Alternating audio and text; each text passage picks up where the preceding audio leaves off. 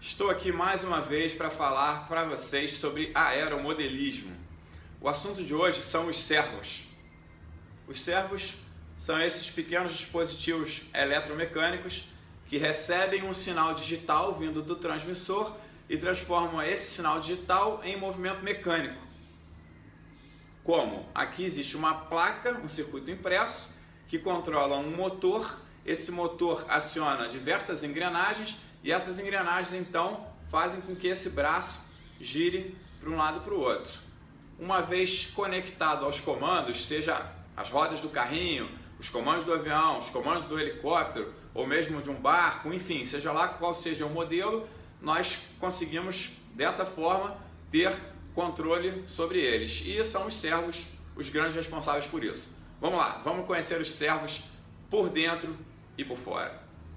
Pessoal, eu separei aqui sobre essa bancada os principais componentes que vão dentro do avião, ou do carrinho, ou do barco, do helicóptero, enfim, do modelo rádio controlado. Lembrando que nas nossas mãos existe o transmissor, da onde partem os comandos. Ele emite um sinal que é recebido aqui por esse aparelhinho aqui, que é o receptor. Isso aqui também é um receptor, é um receptor mais sofisticado.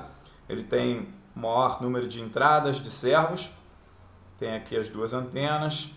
É muito importante na hora da instalação, essas antenas, elas têm uma posição certa, elas não podem ser simplesmente colocadas assim. Então é importante, nesse rádio, por exemplo, que é o FUTAB, elas precisam ser colocadas a 90 graus uma da outra. Então o importante é o seguinte: leiam o manual e façam exatamente o que o fabricante sugere, porque eles, obviamente, como fabricantes, já fizeram todos os testes e sabem perfeitamente qual é a melhor disposição de instalação, enfim, para se obter o melhor resultado, maior alcance, ficar livre de interferências, enfim, é muito importante seguir o que o manual fala.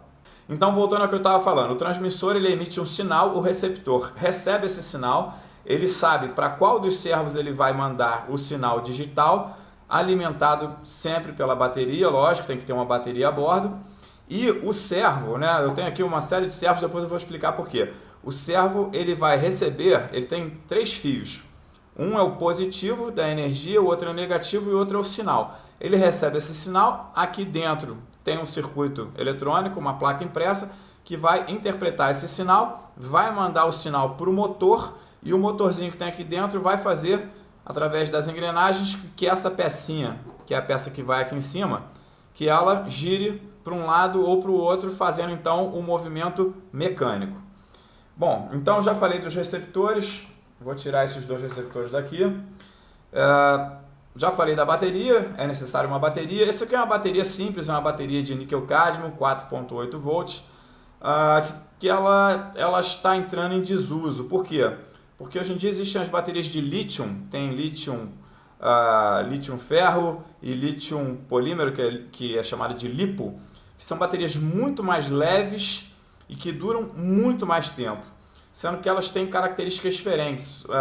Enfim, mas isso é outro assunto para outro vídeo, senão a gente vai misturar as informações. Então, vou colocar a nossa bateria ali de lado e agora vamos ficar aqui um pouco nos servos, que é o assunto principal desse vídeo. Esses 2 servos que estão aqui, os 2 estão quebrados, estão com defeitos, inutilizados. Por isso eu cortei já aqui a ponta dos fios para não haver perigo de eu colocá-los em algum avião meu e depois descobrir que eles estão com problema. E eu vou abrir esses servos e vou mostrar para vocês como eles são por dentro. Inclusive a diferença entre eles: este é um servo com engrenagens de plástico e esse aqui é um servo com engrenagens de metal. Falando um pouco sobre os servos, aqui a gente tem um servo novo, nunca foi usado, como esses aqui, que é o servo standard. Standard, da palavra americana, quer dizer padrão. Esse é um tamanho padrão mundial, todos eles têm esse mesmo encaixe, variam sempre um pouquinho a altura e tal, mas é sempre coisa assim de milímetros. Eles basicamente, o servo standard, ele tem esse tamanho aqui, essa configuração. É um servo com engrenagens de metal, é um servo digital com duplo rolamento, é um servo esse é um servo já bacana, para aviões grandes. Aqui eu tenho um micro servo. Esse servo eu costumo usar nas asas dos planadores, porque elas são muito finas. Então ele vai deitadinho, consegue ficar totalmente... Eu vou botar aqui um do lado do outro, olha, um servo standard e um micro. Olhem a diferença de tamanho, de largura, né? Obviamente também de peso, de altura. Então esse aqui é um micro servo, e esse é um micro servo. Ele não é um servo muito forte, mas ele é um servo resistente basicamente a impacto, porque ele é, olha só, essa terminação MG é de Metal Gear, ou seja, ele é um servo com engrenagem de metal, então ele resiste mais a impacto, a esforços. E aqui, por outro lado, tem um servo que a gente chama de servo Giant, tem pessoas que chamam esse servo aqui de 1/4 de escala. Esse 1/4 de escala vem dos aviões 1/4 de escala, ou seja, aviões de modelo, né, aeromodelos que tem 1/4, ou seja, 25% do tamanho de um avião, do avião de verdade, do avião real.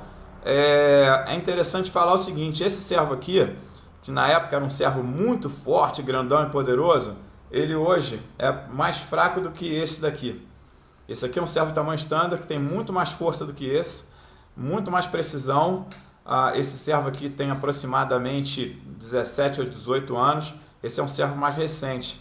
Então, como todos os esportes e hobbies, etc., a evolução, né, vai fazendo com que os equipamentos sejam melhores. O motor que tem aqui dentro é muito inferior ao motor que tem aqui dentro, em tecnologia e tal. O que acontece é o seguinte, esse servo é muito melhor, muito mais forte, muito mais rápido e muito mais leve. Esse é o grande lance. E obviamente ocupa muito menos espaço na aeronave.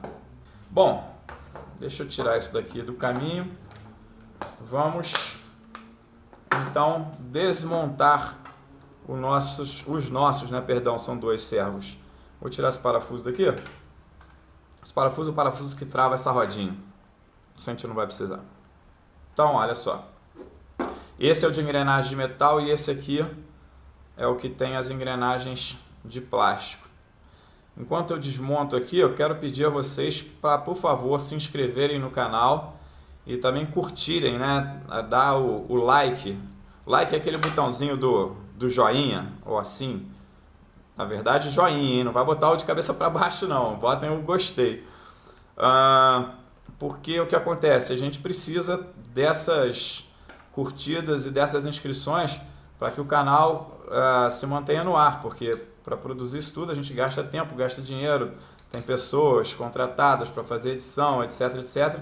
E os patrocínios vêm de acordo com o sucesso, né, que a gente vai obtendo aí com vocês. Então olha só, tirei a tampa, por acaso agora na hora que eu puxei os dois eixos vieram, porque eles prendem embaixo e prendem na tampa também. Um eixo é esse daqui. Agora vou encaixar a posição certinha dessa engrenagem e da outra que está lá embaixo. Pronto, achei. E vou tirar aqui o outro eixo, que é o eixo dessa engrenagem aqui. Então, como funciona? Como eu já havia falado, vem um sinal digital por aqui, junto com a energia, claro. Aqui embaixo tem uma placa, um circuito impresso, uma placa eletrônica. Essa placa analisa qual comando, que quantidade de comando veio, aciona o motor que tem aqui, e esse motor que tem aqui dentro, ele aciona essa primeira engrenagem. Ele tem uma coroa pequenininha pegando nesta coroa grandona aqui. Essa mesma coroa em cima tem uma outra que é pequena, mas isso aqui tudo é uma peça só, tá? Isso aqui é uma engrenagem só. Ela tem uma pequenininha que toca uma grande. Essa mesmo grande tem uma pequenininha que toca uma grande até chegar nessa última aqui. Essas reduções fazem com que o motor dê muitas voltas, porém a cabeça aqui em cima ela só faça esse movimento aqui.